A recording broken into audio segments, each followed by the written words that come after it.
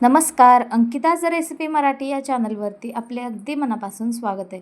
तर मंडळी, आज आपण इथे बनवणार आहोत मार्केटसारखा घरच्या घरी दुधाचा आपण खवा कसा बनवायचा ते पाहणार आहोत. होममेड खवा रेसिपी कसा बनवायचा, स्वीट रेसिपी कसा बनवायचा, संपूर्ण रेसिपी पहा. रेसिपी आवडल्यास लाईक, शेअर, सबस्क्राईब करा. अगदी झटपट आणि सोप्या पद्धतीने खवा कसा बनवायचा पाहणार आहोत. तरी इथे पाहू शकता, इथे आपण दूध घेतलेलं आहे. दूध मस्त गरम करून घ्यायचं आहे. उकळायला आपण ठेवलेलं आहे. उकळत्या दुधापासूनच मी सुरुवात केलेली आहे. दूध आपण इथे घेतलेलं आहे. 4 लिटर दुधाचे आपण खवा इथे बनवणार आहोत. तर इथे 4 लिटर दूध आपण अगदीच चुलीवर बनवणार आहोत. या दुधाचं खवा कसा बनवायचा याला खूप वेळ लागतो. त्यासाठी चुलीवरच आपण हा रेसिपी बनवणार आहोत. तर इथे पाहू शकता, आपण इथे 4 लिटर दूध एका पातेल्यामध्ये घालून मस्त उकळून घ्यायचं आहे. 2 ते 3 तासासाठी याला उकळून घ्यायचं आहे. मस्त घट्ट होईपर्यंत आपण याला शिजवून घेणार आहोत. तर त्यानंतरच आपली ही खवा होणार आहे. 4 लिटर दुधाचा कमीत कमी 1 किलो खवा तयार होतो. तर इथे पहा, मस्त 2 ते 3 तासासाठी आपण इथे शिजवून घ्यायचं आहे. इथे 1 तास झालेला आहे. असा आपला हा दूध लालसर असा शिजलेला आहे, म्हणजे उकळलेला आहे. घरच्या घरी मार्केटसारखा खवा कसा बनवायचा, फक्त दुधापासून बनवा मऊसूत खवा. होममेड खवा रेसिपी. अशी खवा बनवायची सोपी पद्धत तुम्हाला माहिती होती का? माहिती असेल तरी मला नक्कीच कमेंट करून कळवा.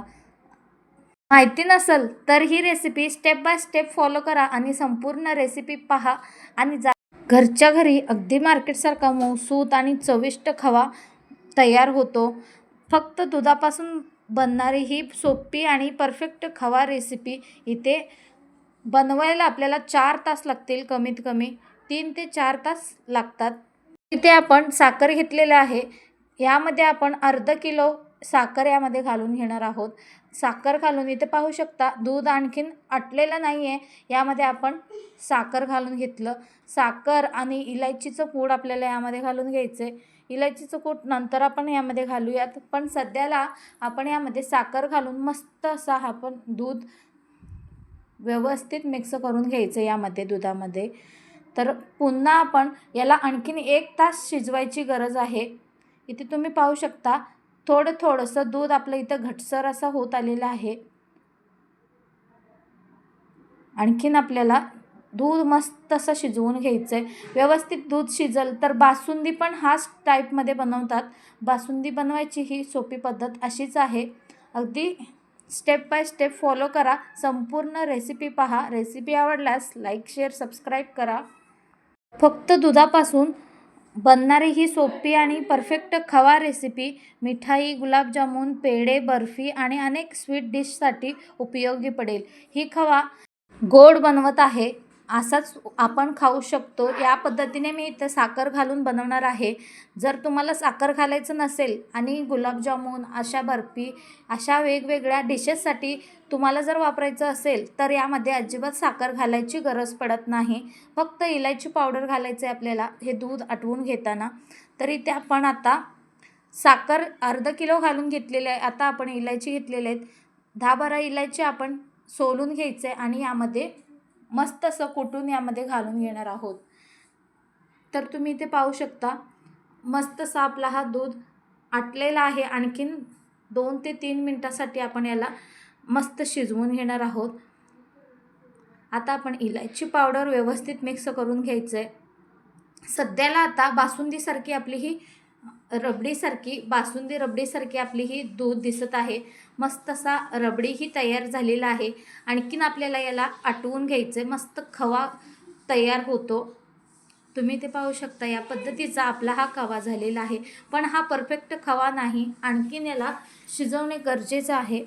तर आता आपण यावर झाकण लावून आणखीन 2 ते 3 मिनटासाठी हे दूध मस्त शिजवून घ्यायचं आहे. तुम्ही ते पाहू शकता, या पद्धतीने आपला हा खवा तयार झालेला आहे. आणखीन 2 ते 3 मिनटासाठी आपण याला परतून घेतला तर मस्त असा खवा तयार होतो. मंडळी, ही रेसिपी तुम्हाला जराही आवडली असेल तर लाईक, शेअर, सबस्क्राईब करा. बेल आयकॉनला क्लिक करा आणि नवनवीन रेसिपीसाठी सबस्क्राईब नक्की करा. तर इथे पहा, मस्त असा आपला तयार आहे स्वीट. तुम्हीही एकदा ना एकदा असा हा खवा घरच्या घरी बनवून पहा आणि रेसिपी लाईक करायला विसरू नका. पहा मंडळी, मस्त असा आपला हा स्वीट तयार झालेला आहे. हा स्वीट महिनाभर टिकून राहतो. याला कुठेही ठेवा, फ्रीजमध्ये ठेवा किंवा बाहेर ठेवा, याला काहीही होत नाही. एकदा हा खवा रेसिपी नक्कीच ट्राय करा. याचे तुम्ही कंदी पेढेसुद्धा बनवू शकता. Same step by step same. याला आणखीन थोडंसं आठवून घेतलं की कंदी पेढेही बनले जातात. सेम अशीच रेसिपी आहे.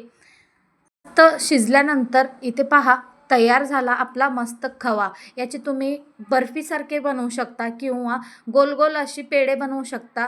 याचा काहीही करू शकता. मस्त मोकळं मोकळं येते. मी ठेवून घेणार आहे. महिनाभर काय 2 महिनेही टिकतो. तर मंडळी, बघताय काय, तुम्हीही नक्की ट्राय करा. तुम्हालाही खूपच आवडेल ही अशी रेसिपी. चला तर भेटूयात अशाच नवनवीन रेसिपीसोबत. Bye bye.